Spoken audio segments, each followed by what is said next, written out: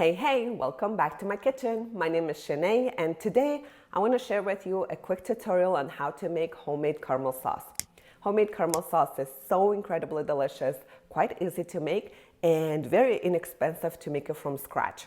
In fact, you only need 4 ingredients. You'll need sugar, butter, heavy whipping cream, and salt. If you don't count the salt, you only need 3 ingredients. It's really easy. And I'm going to show you my fastest and almost foolproof method of making caramel sauce. And before we dive in, I want to share with you different methods of making caramel and why my favorite way is my go-to and what makes it different. So there are 2 methods to making caramel sauce: wet and dry. Wet method is when you melt the sugar in water and slowly evaporate the water and caramelize the sugar. Dry method is when you melt the sugar all on its own with no additional liquid. And while wet method is very common, in fact, when I did the search on YouTube, most of the recipes that came up on top were wet method. Wet method is a little safer because it's easier to prevent burning the sugar. However, I feel like it takes longer because in order to caramelize the sugar, you have to wait for all the water evaporate first, and then the sugar will start caramelizing. With dry method, on the other hand, you're just melting the sugar on its own, and while it's a little bit difficult to control the burning, but I'm going to share with you a quick tip how to be in control of the sugar and prevent the burning. And it's really easy to control the darkness of the sugar too, so let's dive in. So for making caramel sauce, it's really important to choose the right kind of saucepan. I recommend heavy bottom saucepan with nice thick bottom because it distributes the heat evenly. And also the tall size will be helpful because when we add heavy whipping cream into the caramel, it will bubble up and you don't want anything spill over. And also for this recipe, for 1 cup of sugar, you definitely need the minimum 2.5 quart size saucepan. This is 2.5, and anything smaller, you will be in trouble. And I'm also preheating my heavy whipping cream there over very low heat because we want the whipping cream a little bit warm so that it minimizes splatter and prevents seizing up the caramel. So make sure to have all the ingredients prepared and heat your saucepan over medium heat. And once the bottom of the pan is heated up, we'll start adding sugar. And here's the important thing: we're going to add sugar little at a time. We're not going to dump entire sugar amount into the pan because we're going to add a little bit at a time until it's covered the bottom. And then as soon as it starts melting, we'll swirl it and start adding more. Have a wooden spoon or heat-resistant spatula handy because you might need it, but at the beginning we don't need to do any of that. Okay, the saucepan is heating up. You don't want to have too hot saucepan. Make sure to adjust your heat to medium heat and sprinkle the sugar evenly in a very thin layer. And then we'll wait for the sugar start melting. At the beginning, you don't want to use any spatula or anything because it will just stick, the sugar will stick to the spatula and won't do anything. Instead, when we add more and more sugar and there's more melted sugar, the stirring will be a little more efficient.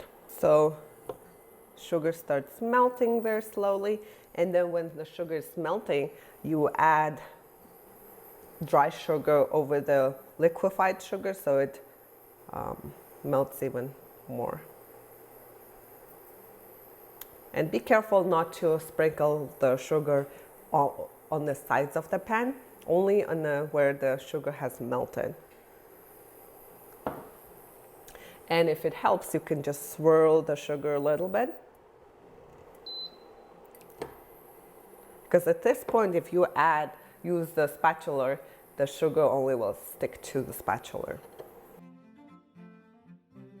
A little surface area with melted sugar. I'm gonna add a little more sugar there.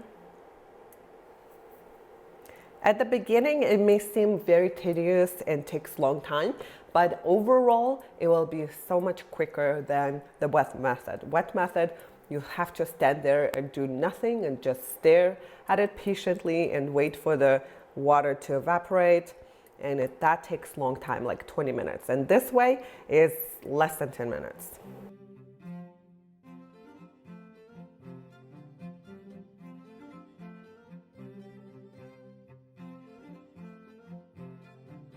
The more sugar melts, the faster it will start melting. So just be prepared. It will go very slow at the beginning.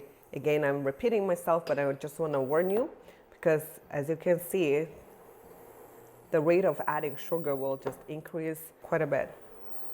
The swirling helps to distribute the sugar evenly.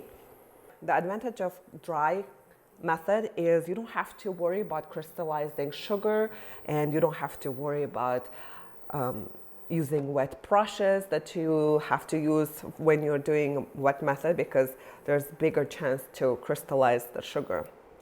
And yeah, dry method is my go-to, as you can tell. I'm almost done adding sugar here. At this point, you can use heat-resistant sugar just to move it around.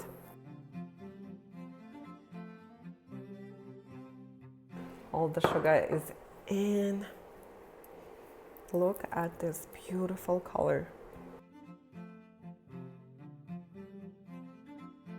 I'm taking it off the heat, and then we'll add the cream very slowly. It will splatter, just be careful, and the steam will rise.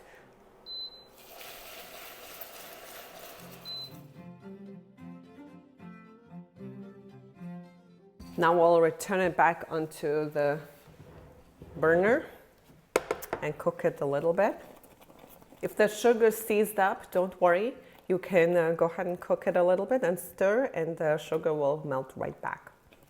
I have a little bit caramel stuck to the spatula, so I'm just trying to melt it. Beautiful color.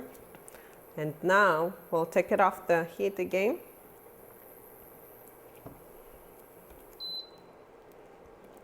And then we'll add the butter.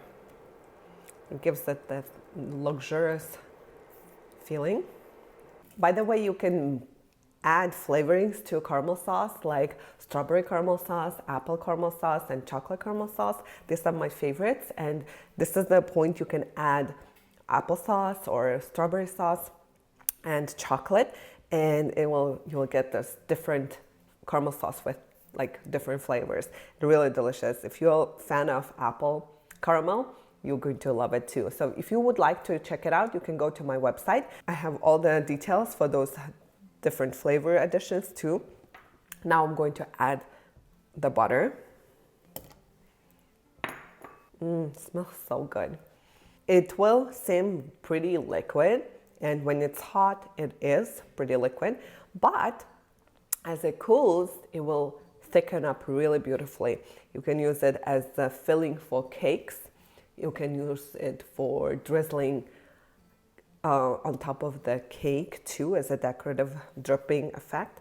I have my Snickers cake that I made last year. I have that video, by the way, also. You can check that out. I used this caramel sauce for that. So let's talk about salt. You can add any kind of salt just to give that the salted caramel flavor, but I like to use Maldon sea salt flakes.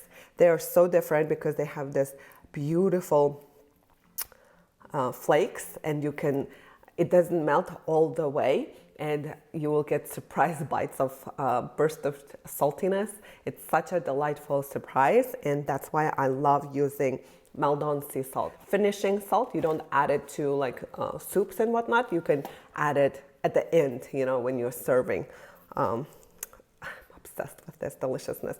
Okay, my butter is melted, and this is the time I add the salt, like I said, because it's really flaky. I like to break it up a little bit. So good. Okay, my sauce is ready. And I like to pour it into jars, and I'll show you. It's pretty liquid, like I said, but it will thicken up as it cools. This is really, really hot, so be very careful. And you can refrigerate it for up to a week. I made this batch of caramel sauce last week, and look at how thick it is now. So you can fill macarons with this caramel.